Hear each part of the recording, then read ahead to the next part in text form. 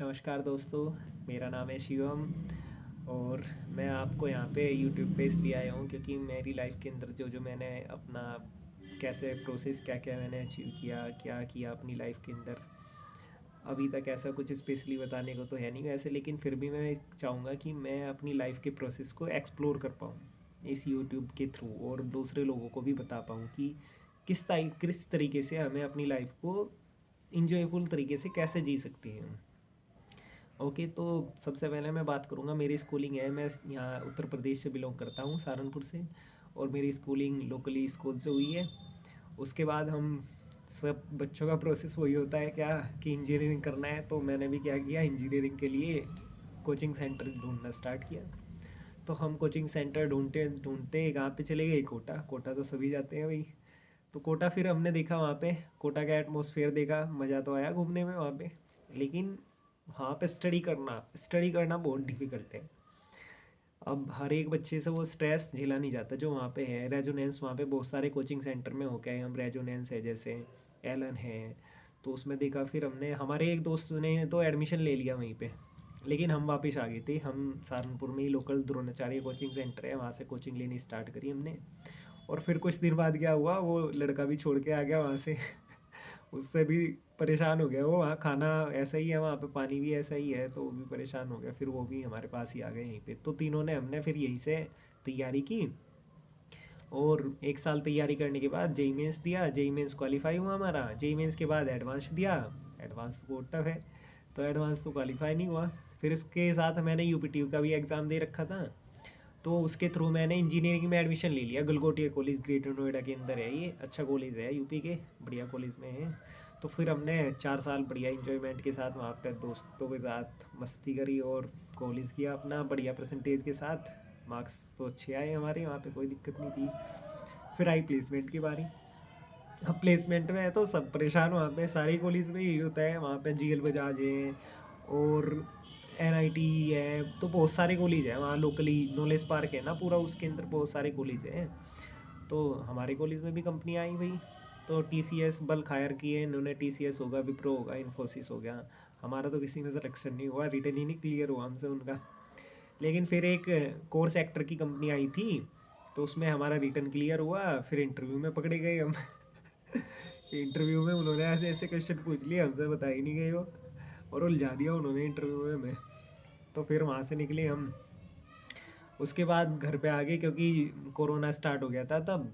तो कोरोना में एक साल ऐसे ही घर पे पड़ी रही। बस मैं अभी वीडियो देखता था उसमें, ऐसे ही टीचिंग की कुछ और देख ली, या ऐसे ही बस टाइम पास करने के लिए। फिर उसके एक साल जैसे गुजर गया ना, तो फिर मुझे रियलाइजेशन होना स्टार्ट हुआ कि अब तो कुछ करना चाहिए भाई। बहुत दिन पड़े पड़े बोर हो गई थी।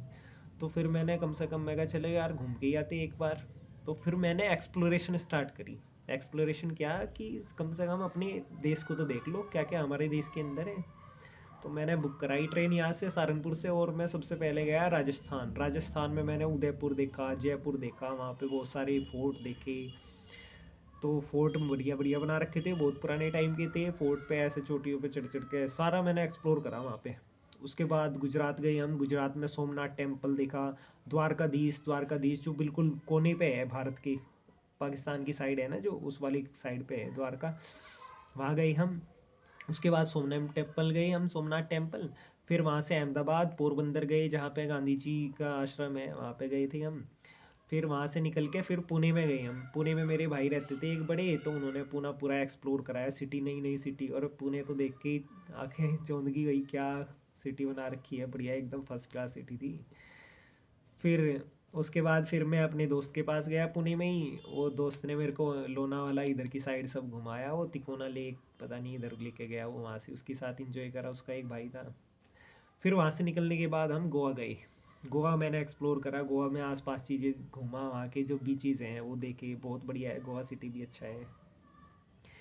अब गोवा से निकल के फिर हम गए इदुक्की, मैंगलोर। ये है कर्नाटका के अंदर। कर्नाटका भी बहुत बढ़िया स्टेट है। और जैसे ये एक्सप्लोर करने के बाद यहाँ से फिर निकल के गए हम कोयम्बटूर। ईशा योगा सेंटर है ना, आप जानते होगे ईशा योगा सेंटर, वहाँ पे शिव का बहुत बड़ा स्टैचू है। तो हमने वो देखा और वहाँ पे घूमे। मतलब अलग ही मज़ा है वहाँ का भी घूमने का। साउथ के जो स्टेट है ना, वहाँ पे कल्चर ही आप देख के पता चलता है कि कल्चर में क्या क्या लोगों के है, और हमें ये सब चीज़ें पता भी नहीं है क्योंकि जब तक हम एक्सप्लोर नहीं करते तब तक आपको नॉलेज ही नहीं होती। नॉर्थ इंडिया के लोग तो अपने उत्तर भारत में पहाड़ों में घूम के आ जाते हैं बस, और यही एक्सप्लोरेशन है। कभी साउथ में जाके एक बार उन्हें कल्चर को देखो, उन्हें क्या किस तरीके से रह रही है, उनका लाइफ स्टाइल देखो। तो फिर मैंने बहुत सारे लोगों को देखा, और एक तो मेरे को ये भी पता चला कि डिफरेंट तरीके से क्या क्या भी किस तरीके से लाइफ जी रहे हैं लोग बाग, क्या क्या भोजन खा रहे हैं, क्या खाना है उनका, कैसा रहना सहना है उनका। और जब आप बाहर निकलते हो तो आपको पुअर्टी भी दिखाई देती है। तो दिल्ली के अंदर तो पुअर्टी बिल्कुल सामने ही पड़ी रहती है, वही लोग परेशान। तो फिर रियलाइज़ होता है कि हाँ, कम से कम कुछ लोगों से तो आप सही लाइफ जी रहे हो, कुछ तो आपकी लाइफ के अंदर है। तो फिर वहाँ से वापस आने के बाद फिर मैंने क्या किया, अब मुझे करना था चूज़, अब करियर के अंदर कुछ तो करना है। तो मैंने एक जॉब देखी, मेरे चाचा जी हैं, उन्होंने मेरे को बताया था कि यहाँ पे एक जॉब है। तो फिर मैं वहाँ पे गया, लेकिन वो पैसे तो वही है, 12-15 हज़ार रुपये दे रही है, अब उसमें तो चलता नहीं है। अब कैसे लाइफ आप क्या करोगे आगे फिर। तो मैंने सोचा कि हमें स्टेबल करियर के बारे में सोचना चाहिए, कि आगे तक आप अपने जीवन में कौन सा करियर प्रोसेस कौन सा फॉलो कर सकते हो जिसको आप लाइफ टाइम कर सकते हो बिना किसी रिक्वायरमेंट के, बिना किसी पैसे की ज़रूरत की। तो मेरे को लगा सबसे बढ़िया करियर है टीचिंग। तो मैंने क्या करा, टीचिंग में एडमिशन लिया डीएलएड में, और डीएलएड करनी स्टार्ट करी यूपी से।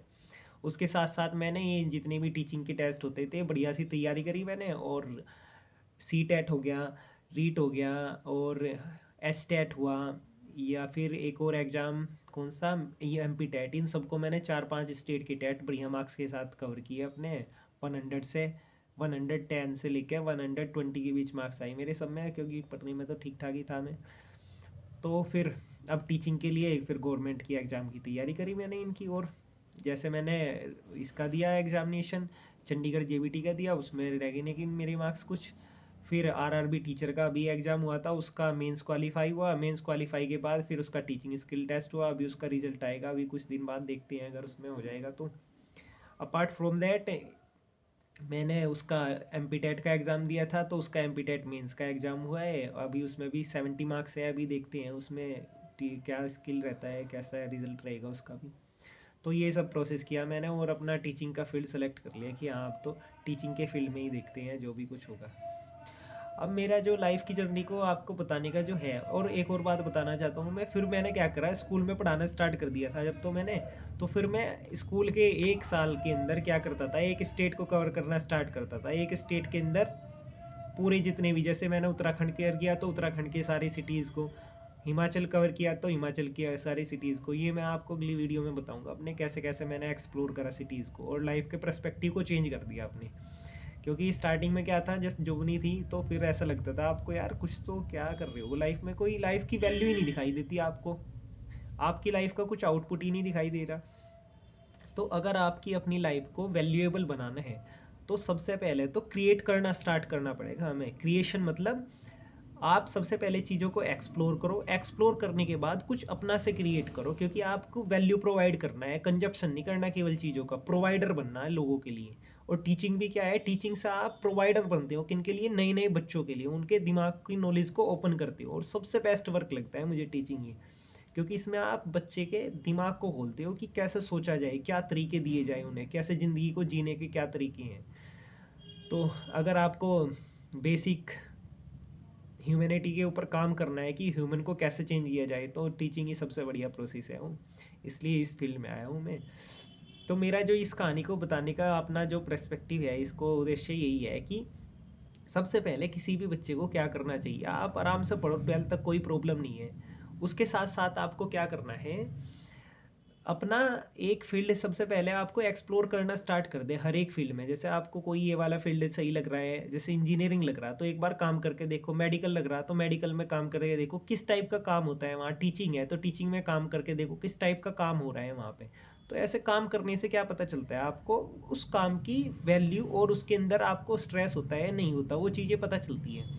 अगर जो काम आप जब करते रहते हो, एक्सप्लोर करते रहोगे, तो आपको एक काम ऐसा दिखाई देगा कोई ना कोई, जिसके अंदर करने में आपको कोई एफर्ट नहीं लगता। जैसे टीचिंग है, टीचिंग कराने में मेरे को कोई एफर्ट नहीं लगता।